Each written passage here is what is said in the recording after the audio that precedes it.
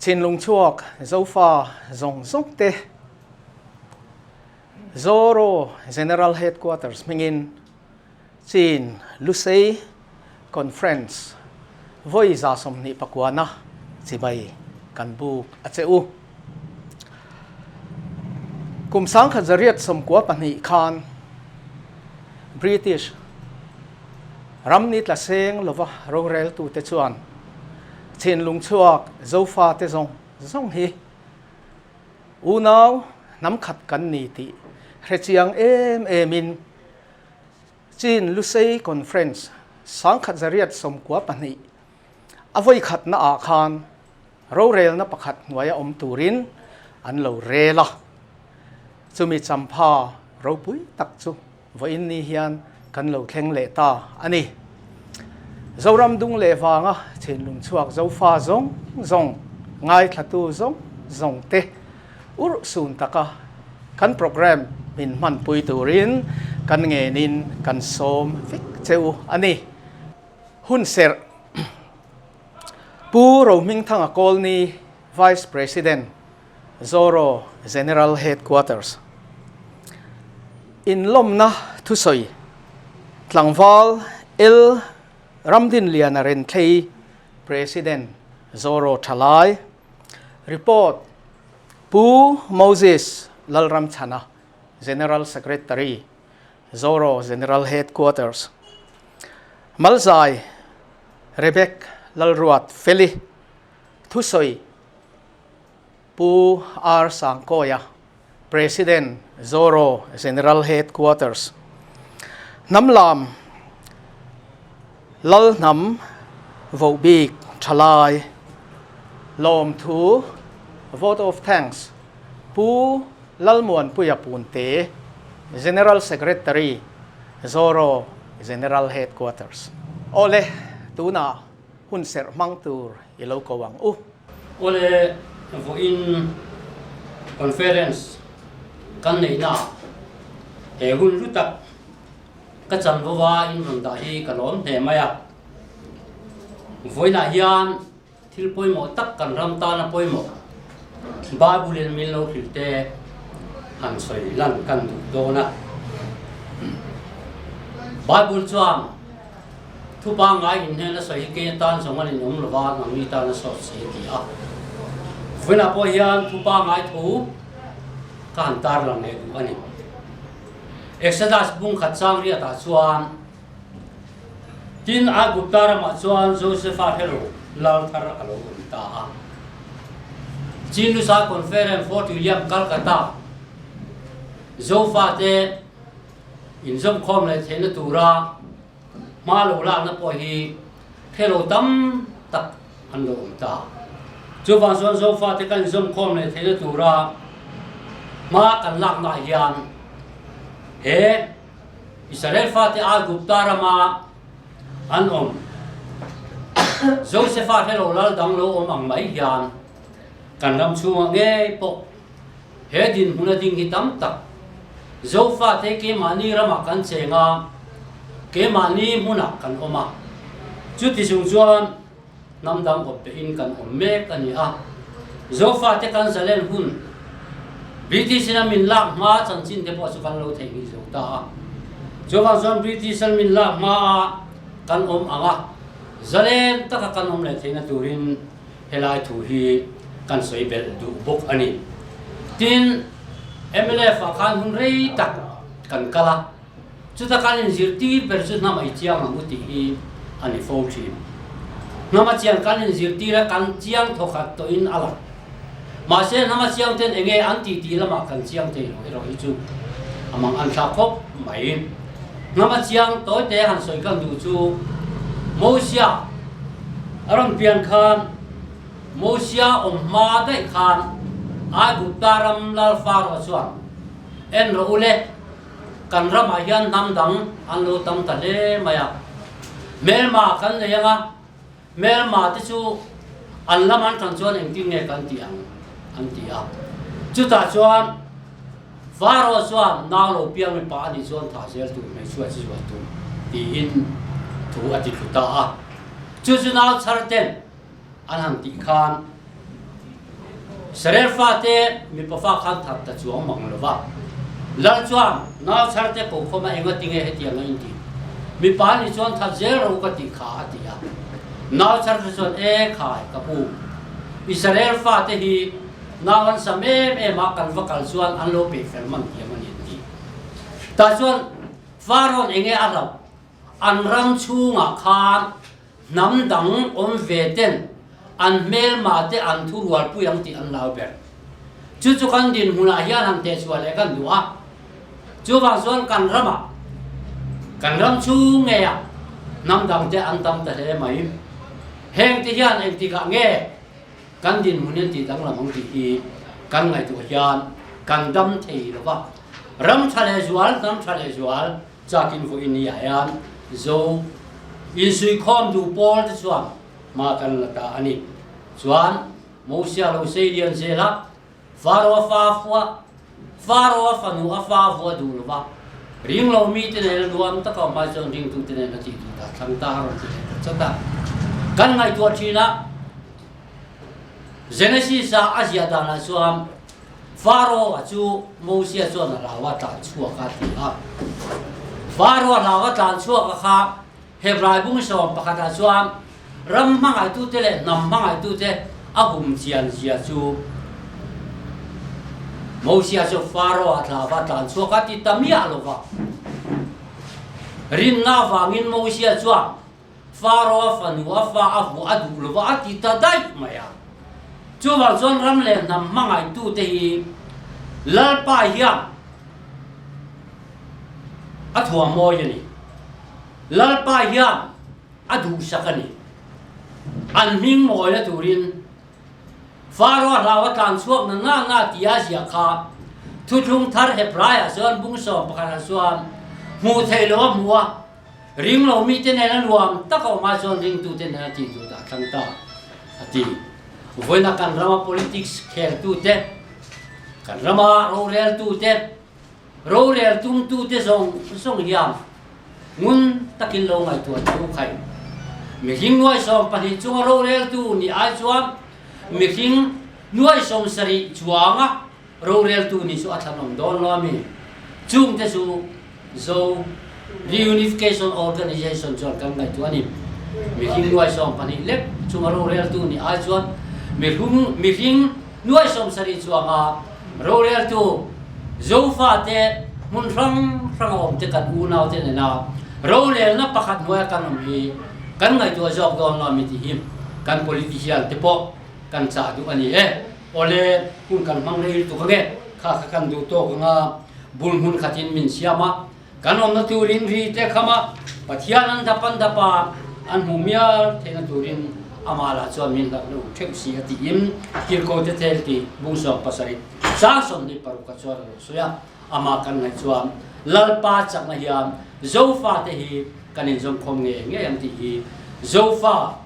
tu te poina kan be se tu le kan right kan ding na ni ti kha se thewam u in zawa ya sunga kalo me kole tu na pathian mai lo pu na bu lalpa thing kim chunga thu nei tu kini zofa te har san na mang an na lung ngai na min chim buai meka kan ram kan ham kan ngai tua kan dam thei lo wa nang ma kai khoi na chau lo chon lal pa zo fa te kan som khom thei lo ti kan thria voi na ka u nau te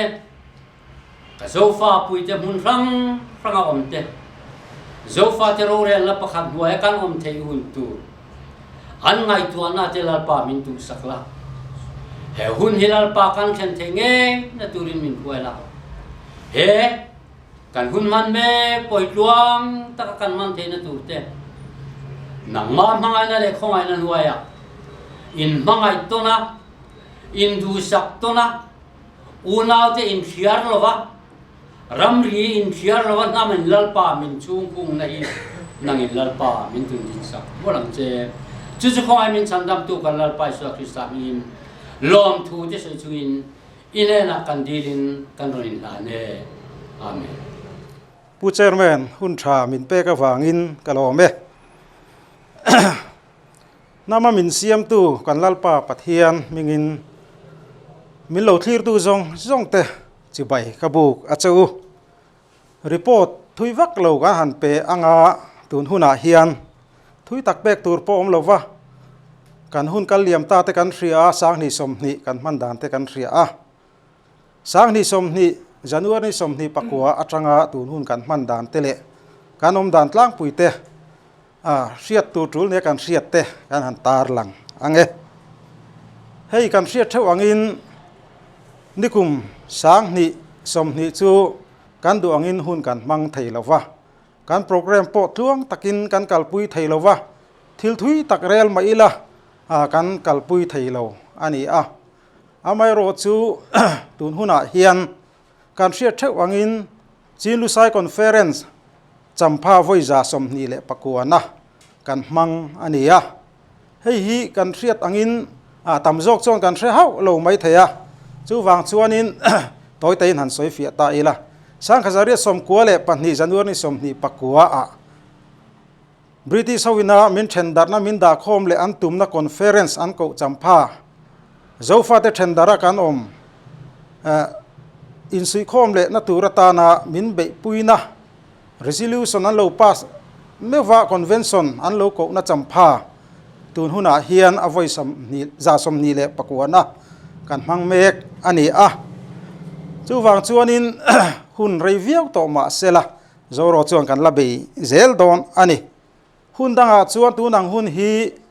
convention angin kan kalpuya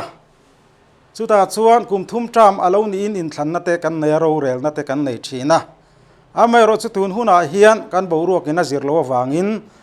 kan kalpui thei talo ani tu nang hian alom na ang dewin hun toy te kan mang mai chau ani general headquarter in angen na angin thute kan chua chu tiang chuanin mun khata in khom puyang mang thin kha tun huna chong kan lo mang thei talo chu wang jang kan om na mun thewa zoro ina center kan nei na mun te mang turin kan in ngen ani tun huna po hian manipur lampang northern zone chuan churachandpur lama te an mang anga ti chuan kan division te po in kolosi pa te le lungleya te po an mang ni in kan hria report te po kan dong mek boka chu tiang chuan tun huna hian kan kalpui mek ani nikum sang ni som ni khan ruam man na thui tak nei ma ila un me po in session a ko thin PFII indigenous people te ta na session a ko thin tele human right ta na geneva session a ko thin te po chu a suspend awangin kan kal thei talawa midang po an kal talawa hun ruat ani tak lo awangin amai ro chu kan theiang angin ke kan han pen ve thowa all indigenous day te tin kan din champha te chin lu sai conference te po sang ni som nia chuan ming chuan kan mang chho ani ti chuan tuna hian kan ni phunga chuan zone nung takin mun nia kan neya division hi mun thuma kan neya tin a khovel pum huap po in helai tanga kan thailo po in USA chuan kan ayo te kal turin kan ho tu te an oma khulaya division le branch te po kan neya ti chuan helai tanga kan thailo po in an ni an local thina UNPFI session te ti chuan Geneva lampang emrip session te po kan ayo te an omboka Switzerland Geneva ayo kan neya an oma ti chuan German te po ayo an oma ti chuan tuna hian Israel rama po ayo kan neya khovel hian hun poimo tak taka chuan zoro hian ayo mun tam taka ada to kan network po hi zaw ve viau to ani chu tiang chuan ke kan pen tunang hun po hi hun dang chu ni seng chuan mun rang atangin helai muna chau mi te chau ni lo hian aron kal khom anga ro te kan relanga ti chuan ho tu te po kan in thlang thar le tura kan ngaya tra ma lo top to a ma se chu chu kan ti thei tak lo awangin kan ni poimo man tur te kan la nei a chu kan rising day me ni som ni te tin World Indigenous Day tele ni poimo rang te kan la nei a chuang huna te po chuan in thlan na tele ro rel na te chu kan la nei chho tura kan ngaya kan bo ro po chho zel tura kan ngai ani report tam tak a om thei lova kan hun man liam ta ka khan chung te chu report kan han pek thei ani kalome tuna tlangwal elram din lianaren thei zoro thalai president thu soi turin ilo so mang u pu chairman le zoro general headquarter president zom tak puar sang ko ya le a tho pui te khovel mun sanga zoro hroi tu zong te le voina chin lusai conference voi za som ni pakwana mang tu zong te le tv lama min lo thlir tu zong te ama sain chibai kabuk chawani voina chin lusai conference limom tak mang turin du sakna kan hlan masa chawun ani hei zoro hi political party anilova zoro chu kan hret theu angin khovel mun sanga om zo fa te kan in sui khom theinan le ro rel na pakhat nuai kan om theina na beitu te kan ni kan ram hian ro rel na sang nein independent kan lam nge yang te he kan rin le kan be sei tlat ania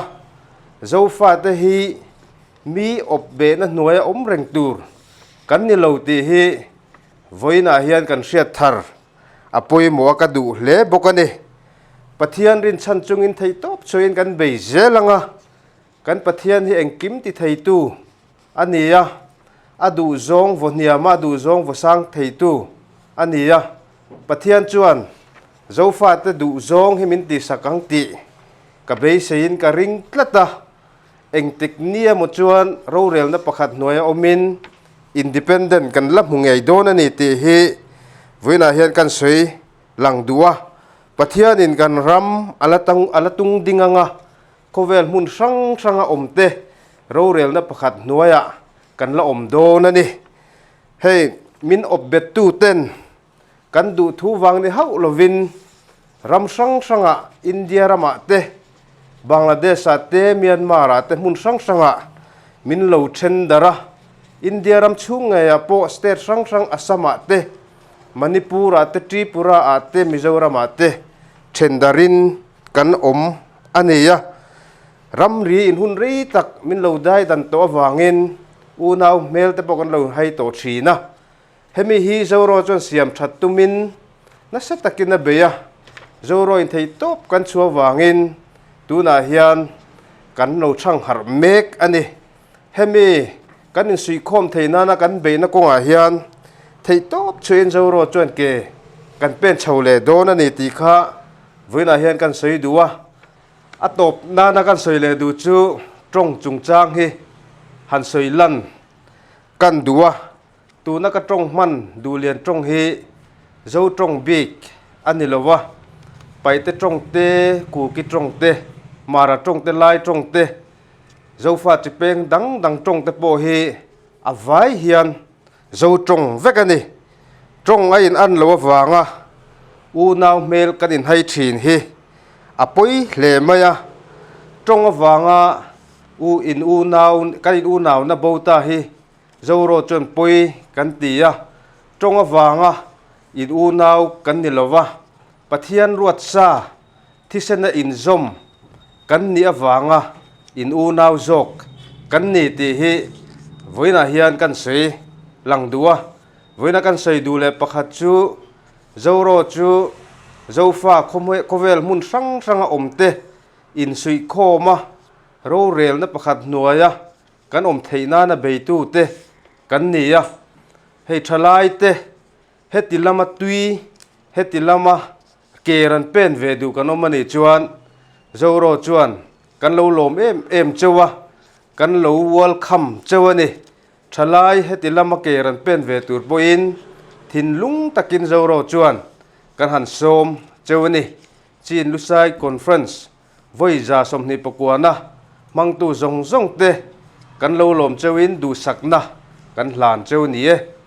kan lome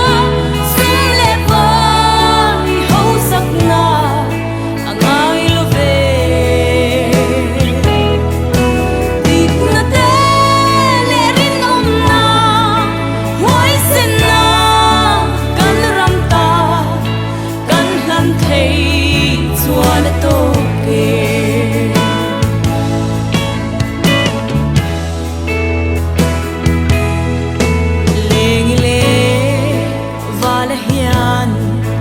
mangai na ho in belin ram tiam lam ipanang matiang shroin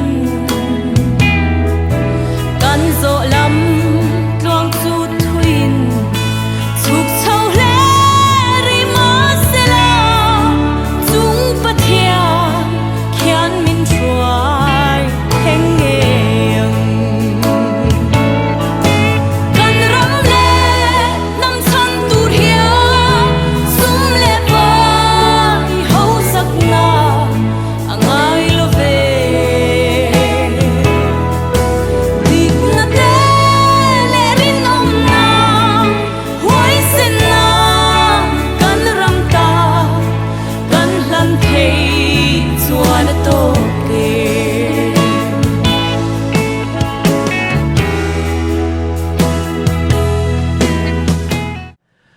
tuna pu ar sangkoya president Zoro General Headquarter thu sai turin iso mang u Bộ chairman Zoro ka thọ pui zong zong te le khovel mun rang ranga zo fa seng te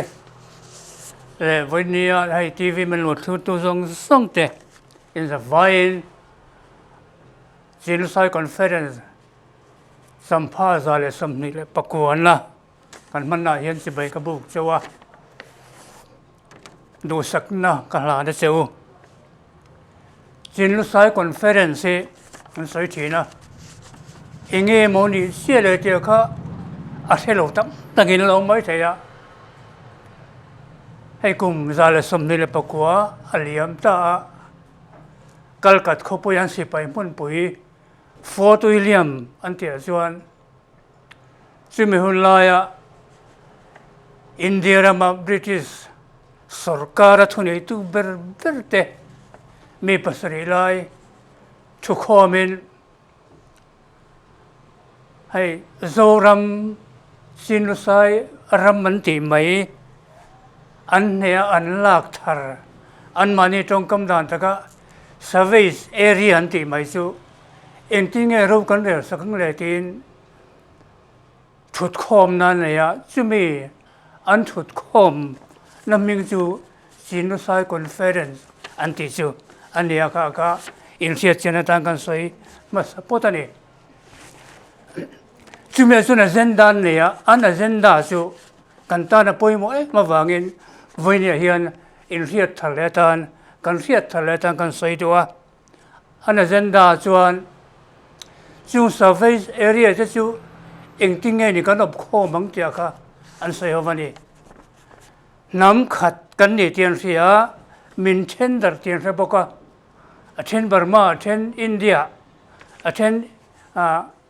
sulai chuan Burma province ania India sam noate East Bengal athen chen dar kha a hei chu kan ti dik lowani himale chu wang chuan ida khom leng kai tin heng kan ram la Genocide area mi te hi kan chen dar he dik lo ba chu wangin ida khom le ngotin thuro lu man siama chu kan ta na poimo em maya sumi an ro re na chu an ni ti kha kan sai du an agenda chu a poimo je tu kan ta lang du ni zon thilan pasta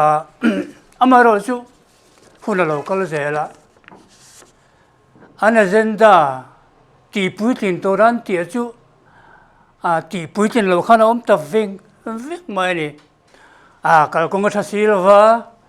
ele in lang na in cheng na bok silwa tin engam te chon lam khanin an pending ta ring mai ni sang kha zare sam kole pasari april ni khala ro chuan ana thurel number pangana North Lusahil re South Lusahil ro chu arang theng bara kai khom ni sarangin an ti ka anti puitling thai rama sasan ti puitlin mai sonia abak zong chu pending in ta zelani te kha kan soi masadua ko vera zo fa cheng te hianin lung kham kan ne kan lung kham chu เช่นนั้นกันอมฮีกันอินสุยข้อมเลี้ยงรู้เลยนะพักกันน้อยกันอมตัวนั่นเด็กอยากกันลุงคำเวกันนี่สุดที่ตัวส่วนกันรวยตู้ politician กันตีที่พวกวิ่งด้วยหรออันทุกข้อมานั้นใส่หูทีนะเต็นเอาจูนะอังที่พวกเหล็กข้าที่พวกอันเทลุดทีนั่นนี่วันใส่เสียนั้นเราฟังหุ่นเราได้ดูเพจวัน MNF in เมื่อวันนั้นมันเทลุตาอินเดียพรายมิสเตอร์เนี่ยนะสมัยนู้นกลุ่มสมนิชุงซิดกันนำความที่นั่นตัวเรียน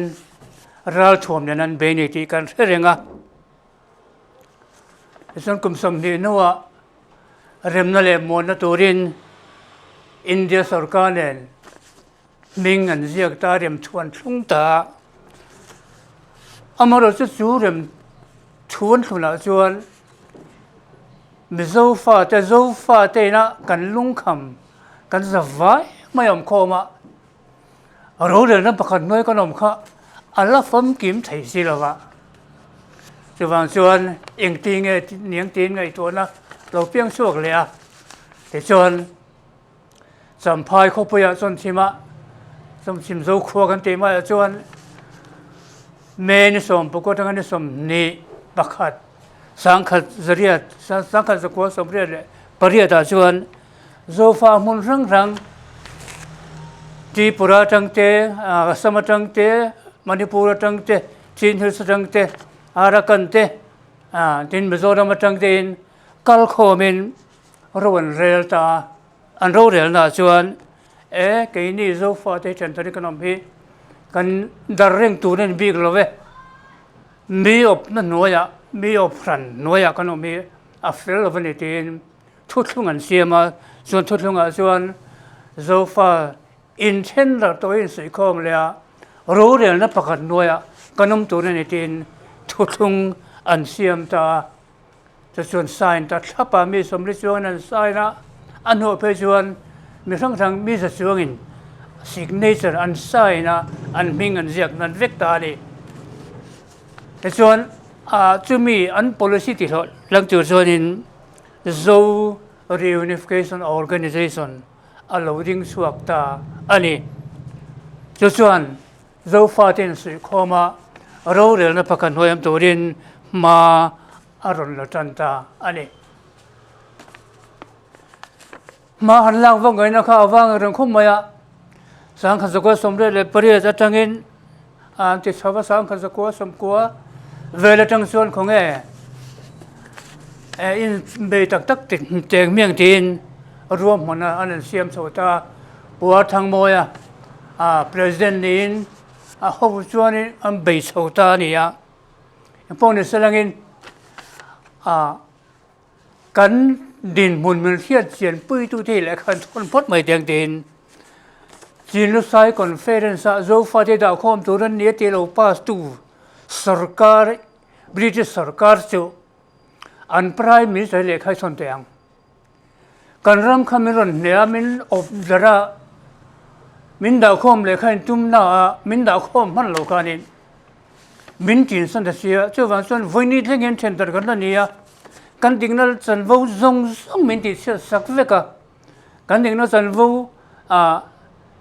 กันในเลี้ยเลี้ยตุนดินเลยกันอีกทีนั้นตัวช่วยนี่อินสุยคอมแล้วเราเรื่องประกันน้อยกันนมเชี่ยเหียนกันตุ้งดิ่งเลยใช่ไหมช่วยวันส่วนนี้ข้ามีอินโลตีจังคันเอาวางคันมวยพูระอินโมพูนี่อินเส้นง่ายเลยช่วยวันส่วนโซฟาเทนกันพลังนั้นมินนปุยรู้ที่ประตูเป็นมินปุยรู้ที่อินจุฬาอัน Prime Minister โซนเมโซระจูเลขาอันทอนตะพุอันนี้เพราะฉะนั้นหูเลยชวนสังคมสกุลสมบูรณ์และปัจจุบันคัน USA President Bill Clinton จูเลขาพ้นเลพ้นมายังอันนี้พวกเขากันจันจินมันใช่แบบโจนี่อินโดปุยปันหิไลคันปูชาร์ซิลเนนอันนั้นจิกชาตรันเสียมาอันนั้นจิกชาตรันชวนแห่งจังรัวเขามินโดปุยะกันลำจังเทชวนิน Indo lo so a nei na kan chan huna an du dan politics an du dan le an ngai dan ta kan ti pui ten sa nga economic lama po tan pui na kan peang tin le kha in lo siama chumi in siama chu India te Pakistan te Burma te pon Atlantic Treasure mal som na dong turin allied an tan puya Indo lo sawa allied so ten lo sak teng e chuan an duang nge in India mang nge in sarkar tharin siam saka independent sarkar an lo ta khalaya ke ni zo fa te tu ma oplo kan ne wanga Indo puang ve a Japan exist do ve tu ta ka vune thagian kha mal som ha kan dong ve lo ba President Roosevelt sang zol tu zel President ilo ni ta ka hian imo phurna ni ve lom chuwang chuan hei kan din mun ne wangin zo fa te hi kan policy a hian min ron tan pui ro khai tin lekha memorandum the lut le ni India President Dr. Shankar Dayal Sharma te India Prime Minister VP Singh ne da lekhan thon boka kan ho tu chen chu po thang mo te pu zalian su ma te pu thang lo ra ten ni ya tiang chuan an no asang kha ko som lu le panga chung zong zong lekhan thon zong zong chil khom na le tin amma ne na memorandum telin phek som nga le paruk zata se chu even secretary general ne na kan an thon le ta ni eng tinge kalang o ti kha kan nga chu ala chu an ngai tu ala in sang kha ko som bole pariata Indian Federation of Indigenous and Tribal People meeting New Delhi lo ma ta chuan zoro son som vea ma se zorom veng tu mingin zutel ve ni chutan zutel na chuan cover ram rang ta NGO te khan lo tel ve nol maya chumi huna chuan UN General Secretary General ne na an lekha te khan sem an lekha te ru te khan sem ko la te chuan kha ngai NGO lo tel te khanin UN na balu thei da tur khan lo ngai to pin te chuan kong an lo ko mu ta wa ni tha takin zoro chuan kum sang kha ko sam ko le pakua chuan UN Working Group on Indigenous People session Geneva nei da zoro chan chin chen turin zo fa te din mun chen turin Geneva an pan thei ta chuan UN Secretary General ne na an lekha thon copy kha ram rang thang roi tu ten khan sem kol ta anan sem kol ta khan UN mi thiam te po khan lo ngen ven via wa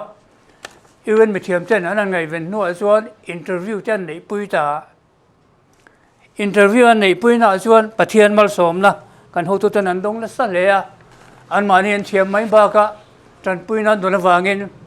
an soi reng UN mi thiam ten an zo reng re a kan thatak mai nan sang the ya an lung oi na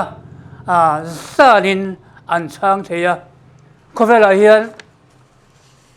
indigenous tol ham kan ti mai hi ram som sari chuanga mi ring mang to do som sari vel om zinga kan dil na ta kalu ta chung lu zinga anan thiar fel ni akan zinga kan zoro pu chu tel thei tur khanin form ten fill up tira form an la choka fill up zar te kan thelu ta chung ram tak mai dila lo lu zinga somwa le pathum than chho zinga chuan zoro se twal to nam pakhat UN na recognize atan than chho zinga atel ve thei ta lawa pathian bal som na kan donga alomam tak takani ta tang chuan sang ni le som ni ania sang ni le som ni tang chuan akum te din UN sesuna chuan an kal thina kan ho tu te hey tuna zon kan thian te pu lan mon poi pun te te le midang puru sa thang te ho te khang ho kha kalin kan nu la ho te pon kala then chu ka tiang khan WGIP a chuan kum tin an tel thina ni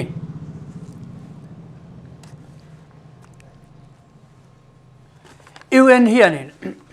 sang kha zuko somli le panga din ani chan tira tang kan na tho tak mai ani ya chung an ha tho jing adang chu sei vek senen lowanga kan sei do chu tu nam indigenous people ta na a tho na hi han soi bing kan doa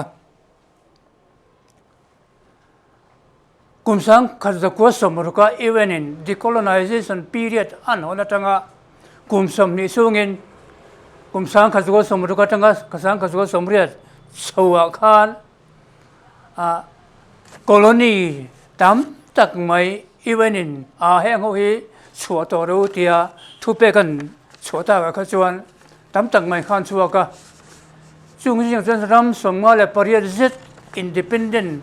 aram in an chuak manani dan sang kha chu me dan chon kum som ni la ya dewa kum som ne lo liam ta a chuak tur anan so fel tak no chuan atuna zon khovel aram na le mon na to anga tin engen khovel din mun tin an zir chiang ta even chuan amaro sin sin sayang khan ram somsaria to nam indigenous people an ti mai meeting noi bangla to je thum somsari chuang an lo lom preng maya heng ho hian din mun kan siam fel lo chuan khovel a hian rem na le mon om theidon ho lo tikhan an chawanga an helanga tikhan an boina suak tam don an chu wan son heng ho san chin hi ngai tu fatanga ni tin roman na siam chawa sang kha zuko somre le pania chung ho vena tu nam ho vena an vui vaina thu le an thileng kim an poimo an thina tur huang WGIP kan roi tu tena an vatel na kha sang kha zuko somre le pania tangin an din chan ta de chuan khavel ram sang ngatang kan lo kong lo mayami khan lo tam kop alo nia kum tin July tha vela sesona ne ya de chuanin amaro chu khatenga kum som sungan ral po khan azul zo puivan helo ti jang do khanin anlo tam ta tul mai sia sang khar ko sum ko le pathum pe chu indigenous era na puang to pa ti fel tum khanan beya ma se ti fel chi rual lo chu van sang khar ko sum hi ko le pali tangin a he chu kum ni khan mai ti fel chen lo chu van chuan kum som bi to kang tin sang khar ko sum ko le pali tang sang hi le pali tangin kum som first decade khanna anan siam da chumi siam chan ti fel tur pani an ro mana pakan la chuan huang zau pui mai pakhat siam turani ta chuan heng tu nam te hian an du le an voi vaina than chen thianga chu huang chu an ma ni mi ngein sen men ni na le khat me ka an chang tu ne nyang chimya chuan an soi khom tin tu ne nyang tin ro man nan siam su ti fel tu ne nia panina chuan an ni hian a ran pain dan declaration siam an tan siam ngai ni su ti pui tin bok tu ne tin an roman sota chuan an roman sawan kal sara khamikum khan kum som chung kan an ti masak huang zau pui mai khami an vi vai na tu then na tur an ma ni men an kai roan tur huang permanent forum on indigenous issue te khachu an ti fel thei mai ni sang kha za ko som de le khami khachu an ti fel thei mai ya de chuan niya ka mun puya event mun puya chuan an bun ta de chuan chu ta chuan indigenous mi te khan khom pui nei ta thina ni amaro chu a ran pa dan declaration an siam tu ro ko chu an la puitin te lo maya chu wa chuan decade alo ran no po khan an la pui tin silo wangin ala ti thelo wan hi chu wang chuan decade nang siam la ngutin decade ni na sang nei pali tang sang nei som pali chu anan siam chho le ta anan puang le ta ni be se yang ngein chu be chuan kum sang nei le pasari kum kan tu nam de ta na declaration an siam chu siam zawin iuna sang nei som pasari September som le pachuma chuan UN Declaration on the Right of Indigenous People to ne takin pas along ni thei ta ni this one an pani da an thil pani ti tura an dia chuan te zo ta dikki ta lo zo le ta sang ni le som le pali dikki ta lo zo le ta amaro chu tu nam te thu ngày tu thu bối ngày tu con ở tấm xì á cho vàng chuan ác hay còn nó chỉ phải thấy là vấn đề cho vàng chuan để cái đằng xí lệ ngô tiền even chuan mà là xuân xôm lại ta sáng nay là xóm lại pali chẳng á sáng nay là xóm nay là pali chẳng chuan để cái thục na anh xem lại ta anh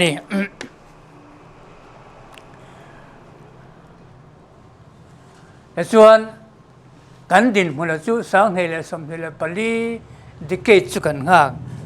ดิเกตทุ่มนะสร้างให้เลยสมให้เลยสร้างให้สมปลีสมให้เลยปลีจังสุตัวไหนเฮียนก็จุ่มมีหุ่นเอาซึ่งกันดิ่งตารีอันนี้ตัวนั้นโซโรดินมันเองเจียงที่ว่ากันเทียดป่วยมันก็เทียปวดทางมวยเจกันประธานฮูคันกันทัวร์ตัวจนอีวันน่ะสุกละso far te chu UN na hiat tu nam indigenous people anti ziga kan tel veta amaro chu ram le nam hi ami tlem te na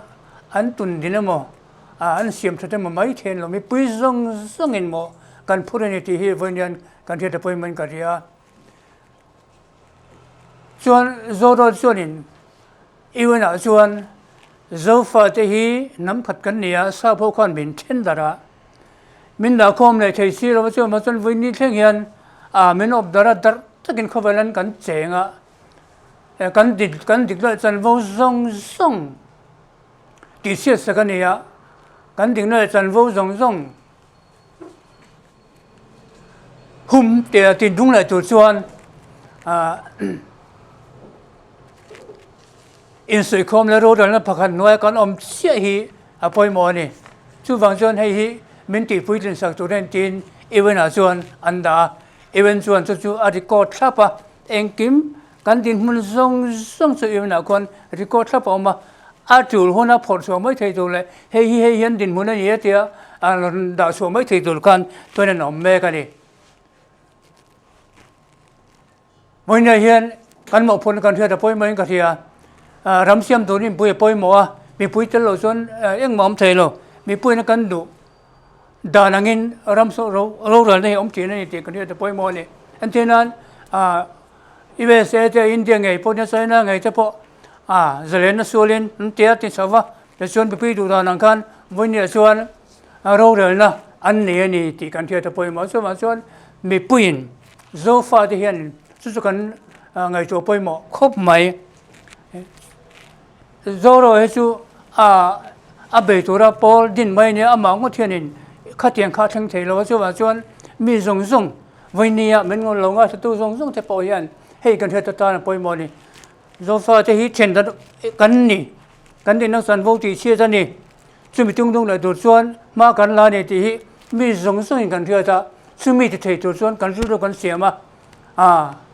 kan in po sa ngai chu mi zo ni chuan iti tu ni te ka ngun takin ngai to la riang se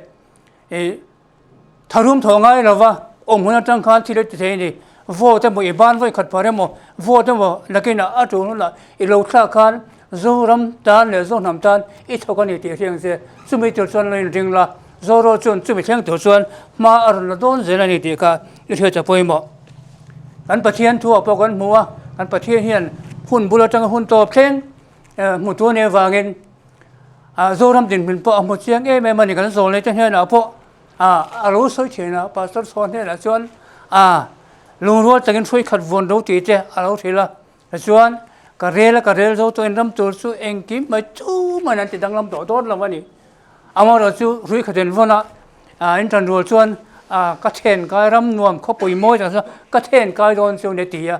chu mi then kai chu kan lung ro la nga ya chu mi ti chu chuan vein ya hian kan ni siam ngai kanin kan zawan kan tan ro la ngai ni kan zawan tu na kan tang ro I kan ti theyang hei zo ro chuan political party zong te NGO zong te roi tu te hela kalin enge ni indum hul vetin kan sort thi ni anni khan zoro mala ne chani kan support ni kan theina pi kan pui do ne tin Mizoram political party zong in an sign to NGO zong in an sign to chuan kan zavain tu la hian zoro politician kanom sakani ti kha mi pui hian kan thia ta poimo khaturin kan sa du pogani chuan mani din mun thewa komnan mun thewa zoro hi political party anga unit ne ya khatenga ti sin lo in thanna po chu kan tum ve lo amara chu zoram hi ruai chua zo na mi khovela nam pakhata ruai chua tung dinga khovela nam pakhata din chhuati kan tumani chumite to chuan ke mani kan beya kan sa vai kan be kha apoi moni ti kha voin kan soi duwa chuan ahun kan soi thei lo ve amaro chu engting ne ma chuan zoram hi chu tun din la nianga zo fa te hi in sui khomin ro ren na pakhat nuan kan lom nge dona chuni chu kan nga ka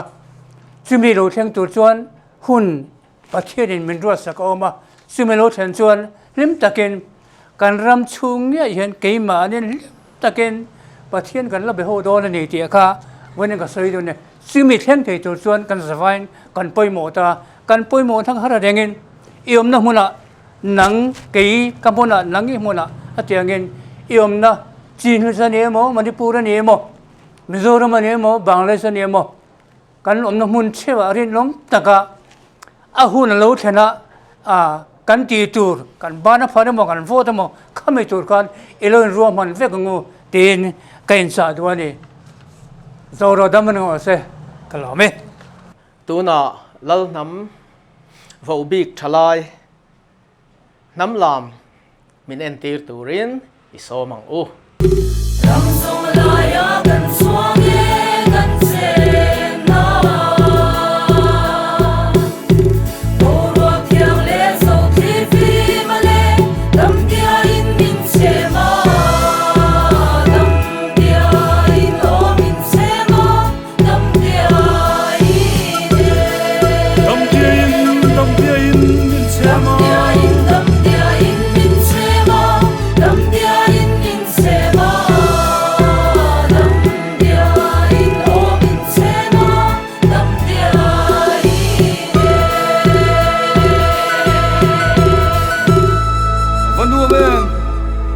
mana tukram chul trum kong va fangin sik tui thiang mo ngai ten luang ri her dole nang zo tui thiang intile teang mana tukram chul trum kong va fangin sik tui thiang mo ngai ten luang ri her dole nang zo tui thiang dole nang zo tui thiang sik tui thiang dole nang zo tui thiang dole nang zo tui thiang dole nang zo tui thiang sik tui thiang nge kan sil ve nge khale chna kan sil fa zo nun moi enge hio zo nam nun ze moi choi lo ten ful reng la intile teang o khale chen no kan shil fak so nun mo enge hi o so nam nun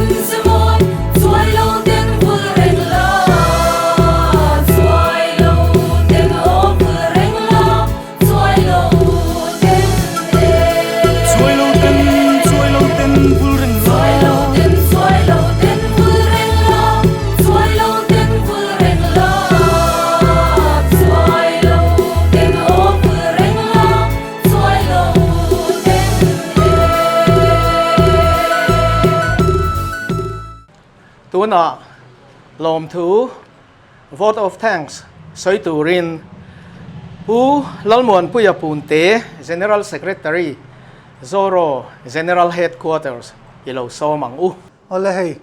voina chin lu sei conference voi za som ni pakona champha mang tura helai Zoro office local khom zong te kan president puar sangko ete kan vice president te le kan OB te le Zoro ka thopui te voina program thatak helaya mang theya min roi khom awang hen pathian hne na lom thu ka soima saber duwa chuan adot le chuan hei kumtin Zoro hian uluk takin kan mang zia British sarkarin Fort William Calcutta a kumsang kazariat som kwa pani January ni som ni pakwa a zofa te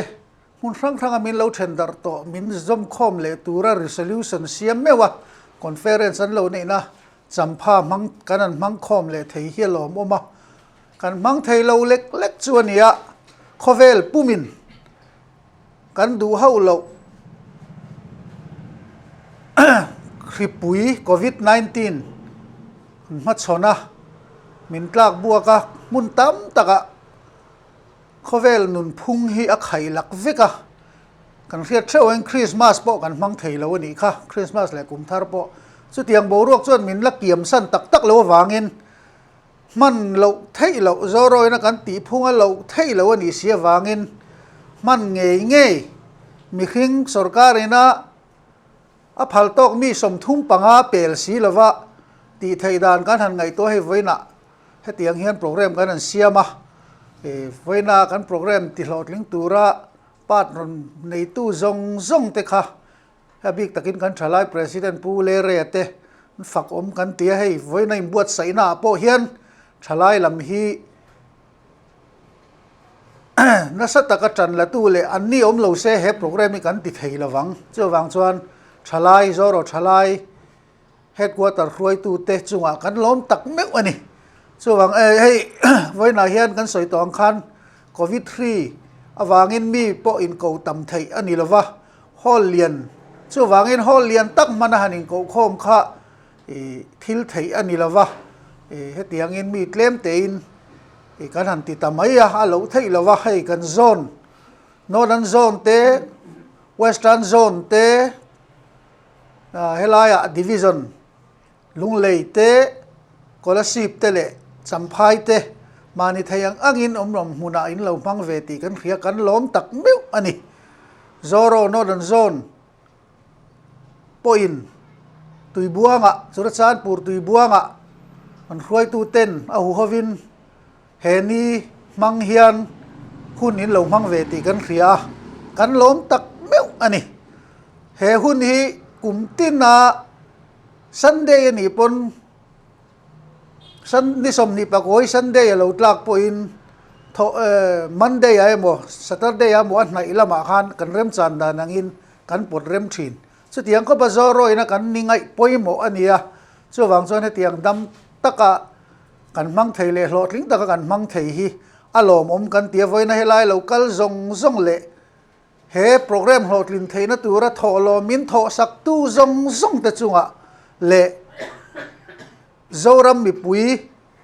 mun atanga TV mi lo thir tu zong he ni poi mo zia khria Zoro ina kan he program kan man dan ngai changa mani mun atanga sitting room atanga TV min lo man pui tu te zong chunga po lom thu kan se ni Zoro dam reng ro se kalome ole khati zong kha tun chum kan program kan hun man thei chu alo ni ta a chin lung chuak zo fa zong te chi bai mang tha vi ule